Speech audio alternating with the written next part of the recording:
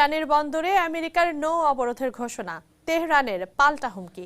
বিশ্ববাজারে জ্বালানি তেলের দাম আবারও $100 ছাড়িয়েছে। আমেরিকার শেয়ার বাজারে ধস, ইরানের সঙ্গে চুক্তি এখনো সম্ভব বলে মনে করেন জেডি ভ্যান্স। লেবানন ইসরায়েল পাল্টাপাল্টি হামলায় আবারও উত্তপ্ত মধ্যপ্রাচ্য পরিস্থিতি। ইরান নিয়ে কথা বলে ট্রাম্পের রোষানলে পোপ লিও। মধ্যপ্রাচ্য সংকটের সবশেষ খবর জানাতে আপনাদের সাথে আছি আমি তানজিনা অন্ত।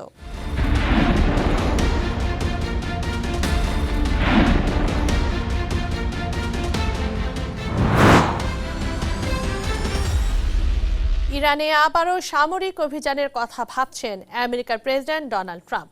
তার নির্দেশে ইরানকে ঘিরে নৌ অবরোধের ঘোষণা দিয়েছে আমেরিকার সামরিক বাহিনী।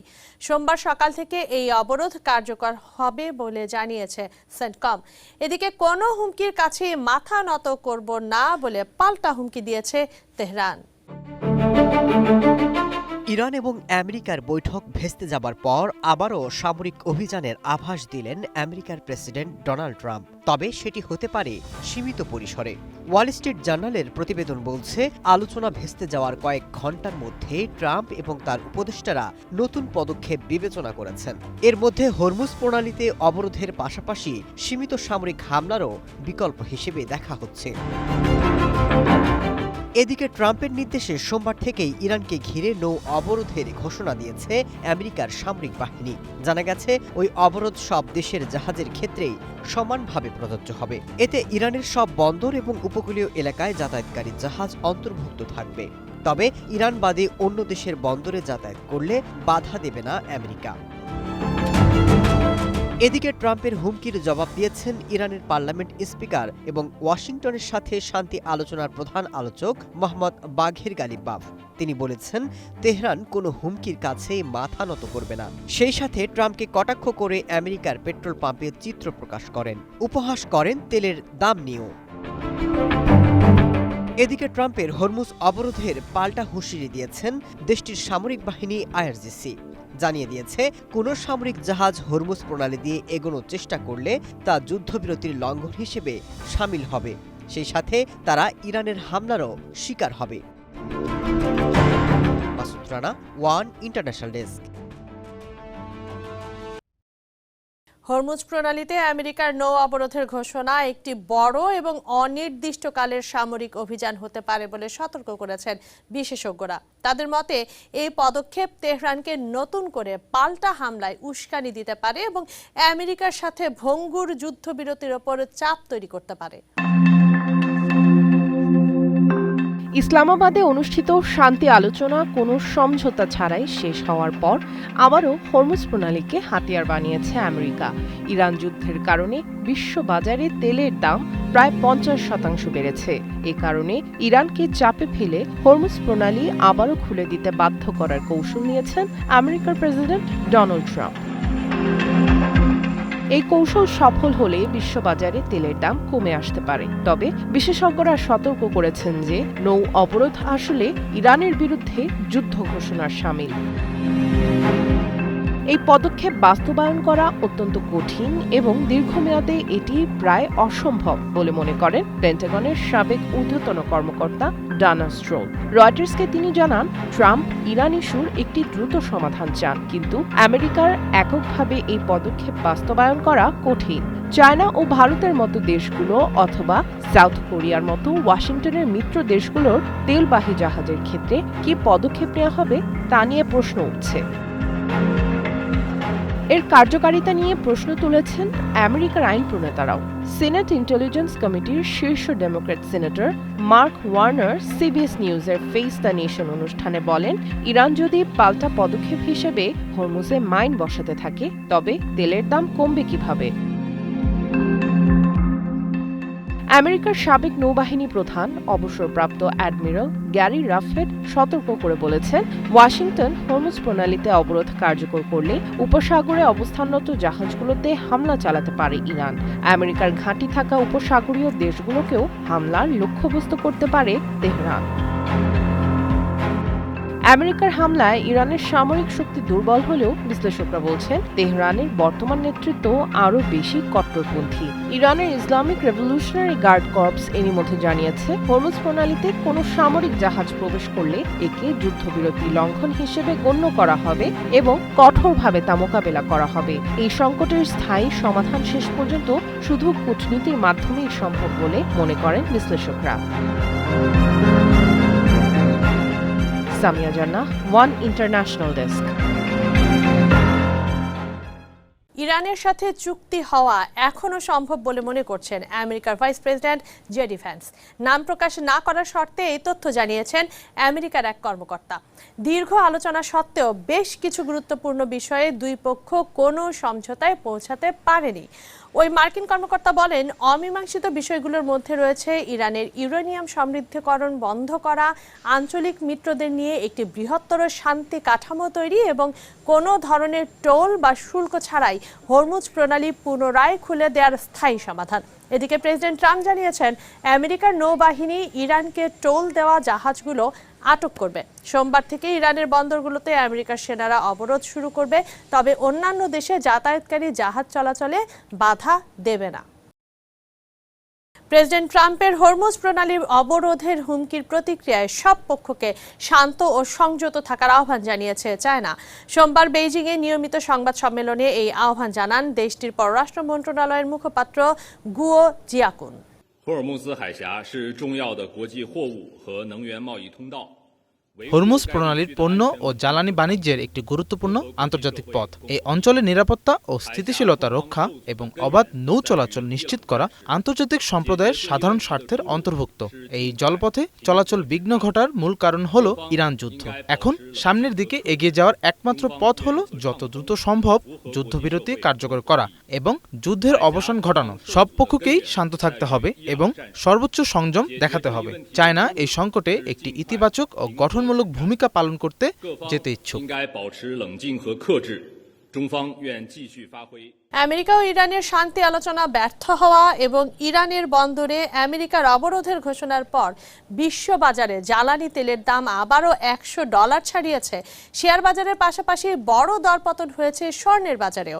আমেরিকা ইরান চুক্তি না হওয়ায় বিনিয়োগকারীদের দুশ্চিন্তা আরও বেড়েছে। ইরানের বন্দরগুলোতে সোমবার থেকে আমেরিকার অবরোধের ঘোষণার প্রভাব পড়েছে বিশ্ববাজারে, ফলে বেড়েছে জ্বালানি তেলের দাম। সোমবার লেনদেনের শুরুতেই এই ঊর্ধ্বমুখী ধারা লক্ষ্য করা গেছে। আমেরিকার বাজারে অপরিশোধিত তেলের দাম 8% বেড়ে প্রতি ব্যারেল $104.24 পৌঁছেছে। আন্তর্জাতিক বাজারে তেলের মানদণ্ড হিসেবে পরিচিত ব্রেন্ট ক্রুড তেলের দাম 7% বেড়েছে। বর্তমানে প্রতি ব্যারেল তেল বিক্রি হচ্ছে $102.29। 28 ফেব্রুয়ারি ইরান যুদ্ধ শুরুর আগে তেলের দাম ছিল ব্যারেল প্রতি প্রায় $70। যুদ্ধের প্রভাবে বিভিন্ন সময়ে তা $119ও ছাড়িয়ে যায়। এদিকে এর প্রভাবে বড় ধরনের ধস নামে আমেরিকার শেয়ার বাজারে। Dao Jones industrial average, S&P 500 এবং নাসড্যাক কম্পোজিট ইন্ডেক্সের মতো গুরুত্বপূর্ণ সূচকগুলো 1% বেশি পড়ে যায়। বিনিয়োগকারীদের মাঝে ছড়িয়ে পড়ে চরম আতঙ্ক। শেয়ার বাজারের পাশাপাশি বড় পতন হয়েছে নিরাপদ বিনিয়োগ হিসেবে পরিচিত স্বর্ণের বাজারেও। নিউ ইয়র্ক মার্কেন্টাইল এক্সচেঞ্জে জুনের স্বর্ণের দর 2% বেশি কমে আউন্স প্রতি $4,700 নিচে নেমে এসেছে। অন্যদিকে মধ্যপ্রাচ্যে চলতে থাকা অস্থিরতার প্রভাব সরাসরি আছড়ে পড়েছে এশিয়ার অর্থবাজারে। সোমবার লেনদেনের শুরুতেই নিম্নমুখী প্রবণতা দেখা যায় প্রধান সব সূচকে। আমেরিকা ও ইরানের মধ্যে চুক্তি না হওয়ায় বিনিয়োগকারীদের দুশ্চিন্তা আরও বেড়েছে। বর্তমান পরিস্থিতিকে অত্যন্ত ঝুঁকিপূর্ণ বলছেন বিশেষজ্ঞরা। বৈশ্বিক বাজার এখন একটি টিপিং পয়েন্ট বা বিপজ্জনক সন্ধিক্ষণে দাঁড়িয়ে আছে বলে মনে করছেন তারা। তেলের দাম বৃদ্ধি এবং দীর্ঘস্থায়ী ভূরাজনৈতিক অস্থিরতার কারণে বিশ্বজুড়ে মূল্যস্ফীতি ও অর্থনৈতিক মন্দার ঝুঁকি তৈরি হয়েছে বলেও সতর্ক করেছেন বিশেষজ্ঞরা। HM. Ataullah, one international desk. ইসলামাবাদে ইরান আমেরিকা আলোচনা ব্যর্থ হওয়া অপ্রত্যাশিত ছিল না বলে মন্তব্য করেছেন জার্মানির চ্যান্সেলর ফ্রেডরিক মার্জ। বার্লিনে এক সংবাদ সম্মেলনে তিনি কথা বলেন। এই যুদ্ধের ক্ষত দীর্ঘ সময় বয়ে বেড়াতে হবে বলেও সতর্ক করেন জার্মান চ্যান্সেলর। ইসলামাবাদে আলোচনা ভেঙে যাওয়ায় আমি অবাক হইনি। শুরু থেকেই আমার মনে হয়েছে যে এই আলোচনার খুব একটা ভালো প্রস্তুতি ছিল না। এই যুদ্ধের অবসান ঘটাতে আমরা আমাদের সাধ্যমতো সবকিছু করছি। ইউরোপিয়ান অংশীদারদের সাথে মিলে আমরা যেখানে সম্ভব সেখানেই প্রভাব খাটানোর চেষ্টা করব। আমরা আমেরিকার সরকার, যুদ্ধরত পক্ষ এবং ইসরায়েলের সঙ্গে কথা বলছি। এটি একটি দীর্ঘমেয়াদী প্রক্রিয়া এবং এই যুদ্ধ শেষ হওয়ার অনেক পরেও আমরা এর প্রভাব দীর্ঘ সময় ধরে অনুভব করব। সরাসরি বড় কোনো যুদ্ধে জড়ানো থেকে বিরত থাকতে পারে আমেরিকা ও ইরান।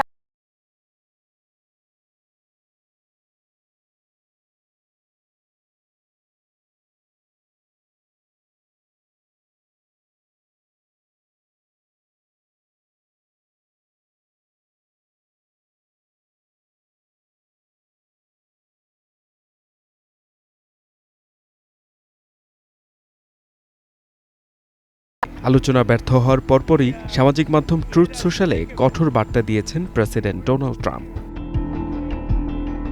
ট্রাম্পের ঘোষণা অনুযায়ী হরমুজ প্রণালীতে নৌ অবরোধ করতে যাচ্ছে আমেরিকার নৌবাহিনী। এছাড়া সোমবার থেকেই এই অবরোধ কার্যকর করার কথা জানিয়েছে দেশটির সেন্ট্রাল কমান্ড। একই সঙ্গে সমুদ্র সীমায় ইরানের পাতা মাইনগুলো ধ্বংস করারও নির্দেশ দেন ট্রাম্প।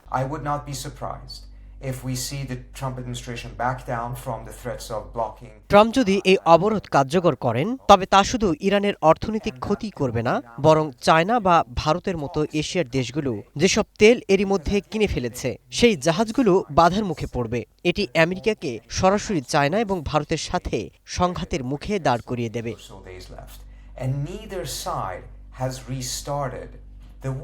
বিশ্বের মোট জ্বালানি সরবরাহের প্রায় 20% এই হরমুজ প্রণালী দিয়ে পরিবাহিত হয়। পার্সি মনে করেন ট্রাম্প অবরোধের হুমকি দিলেও ইরান তার নিয়ন্ত্রণ ছাড়বে না। তার মতে শেষ পর্যন্ত হয়তো কোনো আনুষ্ঠানিক চুক্তি ছাড়াই নতুন কোনো স্থিতিশীল অবস্থা তৈরি হবে, যেখানে ইরান তার নিয়ন্ত্রণ বজায় রাখবে। পাশাপাশি সরাসরি বড় কোনো যুদ্ধে জড়ানো থেকে বিরত থাকবে আমেরিকা। আমি মনে করি আলোচনার বাইরেই একটি নতুন ব্যবস্থা তৈরি হওয়ার সম্ভাবনা বেশি, যেখানে ইরান হয়তো নিষেধাজ্ঞা থেকে মুক্তি পাবে না, তবে হরমুজ প্রণালী নিয়ন্ত্রণ তাদের হাতেই থাকবে, কারণ এখানে আমেরিকার করার কিছুই নেই। একই সাথে আমেরিকাও ইরানের সাথে পূর্ণমাত্রায় যুদ্ধে জড়াবে না। মূল পরমাণু ইস্যুতে সমাধান হয়তো সুদূর পরাহত, তবে রক্তক্ষয়ী সংঘাত এড়াতে দুই পক্ষই আপাতত সংঘাতের ইতি টানতে হয়তো নিজেদের বিজয়ী দাবি করতে চাইবে, এমনটাই মনে করেন এই রাজনৈতিক বিশ্লেষক। HA. Mataullah, one international desk. ইরানের সঙ্গে যুদ্ধবিরতি ভালোভাবে কার্যকর রয়েছে বলে জানিয়েছেন আমেরিকার প্রেসিডেন্ট। সোমবার মেরিল্যান্ডে সাংবাদিকদের সাথে আলাপকালে এমন কথা বলেন তিনি। ইরানের সামরিক সামর্থ্য নিয়ে প্রশ্ন করা হলে ট্রাম্প দাবি করেন তেহরান এখন সামরিকভাবে বিপর্যস্ত। আপনারা সম্ভবত শুনেছেন যে হরমুজ প্রণালী নিয়ে অনেক ভালো কিছু ঘটছে। আমাদের দেশের জন্য অনেক ইতিবাচক বিষয় হচ্ছে এবং আমাদের অবস্থান এখন অত্যন্ত শক্তিশালী। আমি বলবো পরিস্থিতি নিয়ন্ত্রণে আছে। ইরানের সামরিক বাহিনী ধ্বংস হয়ে গেছে, একটি অবরোধ কার্যকর হতে যাচ্ছে। অন্যান্য দেশগুলোও আমাদের সাথে কাজ করছে, ফলে ইরান আর তেল বিক্রি করতে পারবে না। ইরান খুব খারাপ অবস্থায় আছে, তারা এখন মরিয়া। আমরা পরিস্থিতি অন্য সবার চেয়ে ভালো বুঝি। একটা বিষয় পরিষ্কার করে দিই, ইরান কখনোই পারমাণবিক অস্ত্র পাবে না, কোনোভাবেই না। ইরান নিয়ে কথা বলে প্রেসিডেন্ট ট্রাম্পের রোষানলে পড়েছেন পোপ লিও। পররাষ্ট্রনীতি ও অভিবাসন নিয়ে সমালোচনার জবাবে পোপকে দুর্বল ও শোচনীয় বলে অভিহিত করেছেন ট্রাম্প। তিনি বলেন, আমেরিকার বিরুদ্ধে কথা বলে এমন কোনো পোপ চায় না ওয়াশিংটন। ক্যাথলিক খ্রিস্টানদের সর্বোচ্চ নেতা পোপ লিও চতুর্দশের তীব্র সমালোচনা করে সামাজিক মাধ্যমে দীর্ঘ পোস্ট দিয়েছেন প্রেসিডেন্ট ডোনাল্ড ট্রাম্প। পোপকে অপরাধ দমনে দুর্বল এবং পররাষ্ট্রনীতিতে ভয়াবহ বলে আখ্যা দিয়েছেন তিনি। ট্রুথ সোশ্যাল প্ল্যাটফর্মে ট্রাম্প লিখেছেন, তিনি এমন কোনো পোপ চান না যিনি মনে করেন ইরানের পারমাণবিক অস্ত্র থাকা ঠিক। ইরান যুদ্ধ শুরুর পর বেশ কয়েকবার ট্রাম্প প্রশাসনের সমালোচনা করে মন্তব্য করেছেন পোপ চতুর্দশ লিও। ডোনাল্ড ট্রাম্প প্রশাসন এবং অন্যান্য নেতারা যখন ইরান ইসরায়েল যুদ্ধে ধর্মের দোহাই দিয়ে নিজেদের কর্মকাণ্ডকে সঠিক প্রমাণের চেষ্টা করছেন, তখন পোপ সরাসরি তা প্রত্যাখ্যান করছেন। গেল সপ্তাহের শুরুতে ইরানের সভ্যতা ধ্বংস করে দেওয়ার যে হুমকি ট্রাম্প দিয়েছিলেন তার নিন্দা জানিয়েছিলেন পোপ লিও। তিনি ওই হুমকিকে একেবারেই অগ্রহণযোগ্য বলে অভিহিত করেন এবং সতর্ক করেন মধ্যপ্রাচ্যের এই সংঘাত কেবল ঘৃণা উস্কে দিচ্ছে। Asking all people of goodwill to search always for peace and not violence. এখানে অবশ্যই আন্তর্জাতিক আইনের প্রশ্ন আছে, তবে এর চেয়েও বেশি এটি একটি নৈতিক প্রশ্ন। কিন্তু তার চেয়েও বড় কথা হলো অসংখ্য নিরীহ মানুষ, বহু শিশু ও বৃদ্ধ সহ সম্পূর্ণ নির্দোষদের কথা ভাবতে হবে, যারা এই যুদ্ধের শিকার। We have a worldwide economic crisis, energy crisis. যদিও ট্রাম্প তার মেয়াদে বেশ কয়েকবার নিজের কর্মকাণ্ডকে সঠিক প্রমাণ করতেই ধর্মের দোহাই দিয়েছিলেন। গত সোমবার হোয়াইট হাউসের এক সংবাদ সম্মেলনে ট্রাম্প সাংবাদিকদের বলেন তিনি বিশ্বাস করেন ঈশ্বর ইরান যুদ্ধকে সমর্থন করছেন। Masud Rana, one international desk. Lebanon এবং ইসরায়েলের পাল্টাপাল্টি হামলায় আবারও উত্তপ্ত মধ্যপ্রাচ্য পরিস্থিতি। যুদ্ধবিরতি লঙ্ঘনের অভিযোগ এনে ইসরায়েলে হামলা চালিয়েছে হিজবুল্লাহ। লেবাননে হামলা অব্যাহত রাখার ঘোষণা দিয়েছেন ইসরায়েলের প্রধানমন্ত্রী। অন্যদিকে লেবাননে স্থিতিশীলতা ফেরাতে জোর চেষ্টা চালাচ্ছে ব্রিটেন এবং ফ্রান্স। একের পর এক হামলায় দিশেহারা লেবাননবাসী। সোমবার বৈরুত সহ লেবাননের একাধিক শহরে বিমান হামলা চালিয়েছে ইসরায়েল। দক্ষিণ লেবাননে ইসরায়েলি সামরিক অভিযানে কয়েকটি সীমান্তবর্তী গ্রাম ধ্বংস হয়ে গেছে বলে জানিয়েছে আন্তর্জাতিক সংবাদ মাধ্যম এবং মানবাধিকার সংস্থাগুলো। বাড়ছে হতাহত আর ক্ষয়ক্ষতির পরিমাণ। এদিকে ইসরায়েলের প্রধানমন্ত্রী বেঞ্জামিন নেতানিয়াহু দক্ষিণ লেবাননে সামরিক অভিযান থেকে পিছিয়ে আসবে না বলে হুঙ্কার দিয়েছেন। সেনাদের কাছ থেকে তিনি অপারেশন সংক্রান্ত ব্রিফিং নিয়েছেন এবং কৌশলে কোনো পরিবর্তনের ইঙ্গিত দেননি। নিরাপত্তা অঞ্চলের কল্যাণে আমরা লেবানন থেকে আক্রমণের হুমকি প্রতিহত করেছি। আমরা অসাধারণ কাজ করেছি, বিশাল সাফল্য অর্জন করেছি। আমরা এখানে যা দেখছি তার মধ্যে একটি হলো আমরা মধ্যপ্রাচ্যের চেহারাটাই পাল্টে দিয়েছি। ইরান এবং শয়তানের শক্তি কেবল নিজেদের অস্তিত্ব রক্ষার জন্য লড়ছে। ইসরায়েলের 40টির বেশি স্থাপনায় পাল্টা হামলা করেছে হিজবুল্লাহ। গোষ্ঠীটি দাবি করেছে ইসরায়েলি সেনাবাহিনী যুদ্ধবিরতি চুক্তি লঙ্ঘন করে দক্ষিণ লেবাননের গ্রামগুলোতে বারবার হামলা চালিয়েছে। তারই জবাবে এই হামলা চালানো হয়েছে। হিজবুল্লাহর বিবৃতিতে আরও বলা হয়, আমেরিকা এবং ইসরায়েলের আগ্রাসন বন্ধ না হওয়া পর্যন্ত তারা এই প্রতিক্রিয়া অব্যাহত রাখবে। এদিকে ব্রিটেনের প্রধানমন্ত্রী কিয়ার স্টারমার এবং ফ্রান্সের প্রেসিডেন্ট মধ্যপ্রাচ্যের চলমান সংকট নিয়ে আলোচনা করেছেন। দুই নেতাই একমত হয়েছেন যে মধ্যপ্রাচ্যে যে কোনো যুদ্ধবিরতি চুক্তিতে অবশ্যই লেবাননকে অন্তর্ভুক্ত করতে হবে। আঞ্চলিক স্থিতিশীলতা ফেরাতে লেবাননকে এ চুক্তির বাইরে রাখার সুযোগ নেই বলেও বার্তা দেন তারা। এদিকে লেবাননের প্রধানমন্ত্রী নাওয়াফ সালাম বলেছেন ইসরায়েলের সাথে তারা যুদ্ধ বন্ধে আলোচনা করতে প্রস্তুত।